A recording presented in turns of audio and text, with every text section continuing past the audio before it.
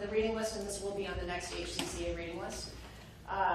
This is a book called Why We Sleep, The New Science of Sleep and Dreams by Dr. Matthew Walker. So definitely a great audiobook for you to listen to.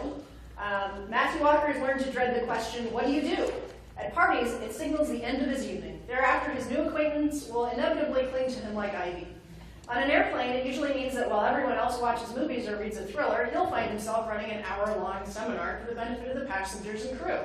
I begin to lie, he says. Seriously, I just tell people I'm a dolphin trainer. It's better for everyone. Okay, so, in fact, he's a sleep scientist. And I won't go through all his credentials, just assume that he has credentials, okay? So here's some facts. 2/3 of adults in developed nations fail to obtain the nightly 8 hours of sleep recommended by the World Health Organization.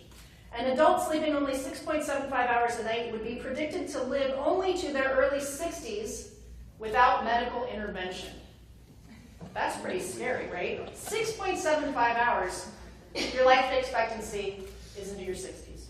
A 2013 study reported that men who slept too little had a sperm count 29% lower than those who regularly get a full and restful night's sleep. If you drive a car when you've had less than 5 hours of sleep, you are 4.3 times more likely to be involved in a crash. If you drive having only 4 hours of sleep, you're 11.5 times more likely to be involved in an accident. These are just some facts for you guys. A hot bath aids sleep not because it makes you warm, but because your dilated blood vessels radiate inner heat and your core body temperature drops outside of the bath. So to successfully initiate sleep, your core temperature needs to drop by at least 3 degrees. He recommends things in the book like making sure that your bedroom temperature is set at 65 degrees. That's colder than most people like, but it'll make you fall asleep like this, okay? Those of you who have young kids, they always recommend babies, bath at night and then put them in a cold environment. It helps them sleep. Some of us know this better than others. Okay. The time taken to reach physical exhaustion by athletes who obtain anything less than 8 hours of sleep, and especially less than 6, the time taken to reach exhaustion drops by 30%. There are now more than 100 diagnosed sleep disorders, of which insomnia is the most common. Morning types, who prefer to awake at or around dawn, make up 40% of the population.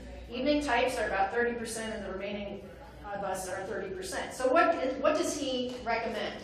Remember, this is all in the category of taking care of your body, taking care of your health, so that when you go through this potentially more stressful time, where every seller is laying on you, what have you done for me lately? And I thought the market was hot, and now it's been 22 hours instead of 12 before my house sold. Now I'm stuck. That don't teach me to wear these. Okay, so what are you going to do? All right, well, first, avoid pulling all-nighters. Okay, after being awake for 19 hours, you are as cognitively impaired as someone who is completely drunk. After just 19 hours. Now, how many of you guys have had a long day in real estate, had too much caffeine in the evening, or too much alcohol in the evening, and weren't able to get to sleep all night? That's more than 19 hours. You might as well be walking around drunk. And then you're going to take buyers out in your car? Really? Okay, second, you should start thinking about sleep, and this is for all of my grinders, my super focused, my type A personalities, which is like all of you. Start thinking about sleep as a kind of work. That'll make it okay for you. Like going to the gym, with the key difference that it is both free and more enjoyable than the gym. People use alarms to wake up, so why don't we have a bedtime alarm to tell us that we've got a half an hour and we should start cycling down? Have a bedtime alarm. Part of the coaching in the Harris Rules book is to have a quit in time, right? End your day on time. Don't drag it out. Have a go to sleep absolute time. It'll make everything easier. We should start thinking about midnight, and he goes into the book a lot about this. I think it's really interesting. More in terms of its original meaning. It's the middle of the night. Okay? Midnight is the middle of the night, not the beginning of your evening, right? Okay, schools should consider later starts for students. Such delays correlate with improved IQs. He actually has in the book a study of the difference between high schools that start an hour later. Their SAT scores are dramatically higher than kids who have to start earlier.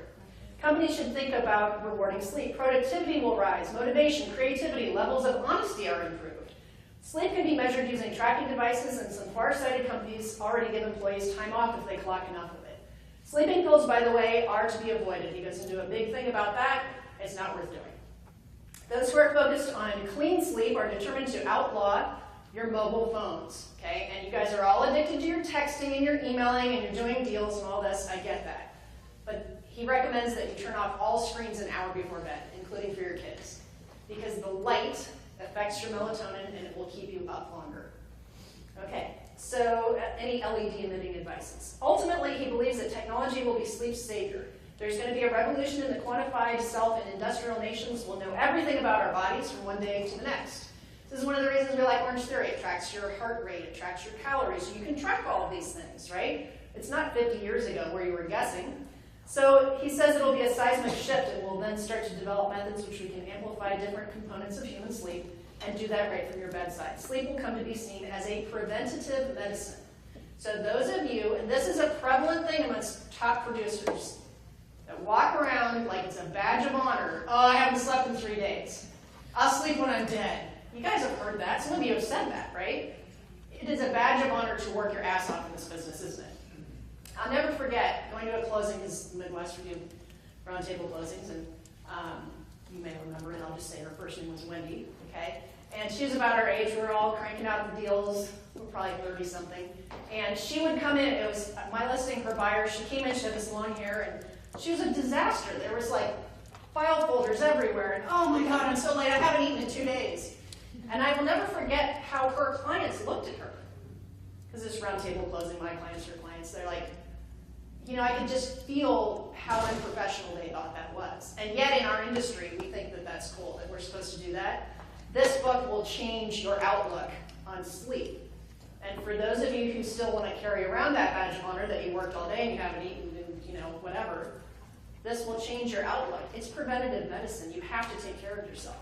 Remember, not having sleep, even at 19 hours, and I can bet that most of you spend 18-hour days not infrequently, you might as well be walking around drunk. So if you don't do it for yourself, do it for your kids, do it for your clients, do it for your own future, so that you can look back and say, thank you, Pastor Rochelle, for getting sleep over the past week. It makes a huge difference. I didn't have as much of an appreciation for it until we had Zoe, and it was like 2 weeks of no sleep. I remember thinking, like, I want sleep more than a donut. Like, how can that be? Like, I crave being asleep, you know, it's a weird thing. And yet we get used to it over time. So put that in the bucket of taking care of yourselves, get in better shape, take care of your sleep, have a starting time, have a quitting time. Don't have different rules for, you know, if it's Tuesday and I don't have any appointments and I get to sleep in. And if Wednesday when I have to get up early, because that's the one day a week I work out, that screws everything up. Just be consistent. It's so much easier than all the time that we spend re-engineering the schedule and avoiding things. So there you are. And I think that we're ready for lunch, but none of my staff is around to tell me for sure. Do you want me to go check? Yes, thank you. And there's so, questions, comments? How are you guys feeling? We've done a lot so far today. So Judy, was that the mind piece? Yes. Okay. It was just enhanced by the sleep piece. Got it. Yes, you got it. You're very organized. But I do recommend that book again. That's Why We Sleep: The New Science of Sleep and Dreams by Matthew Walker. And I am 99% sure you can get it on Audible. Yeah, so check that out. Yes, it's good stuff.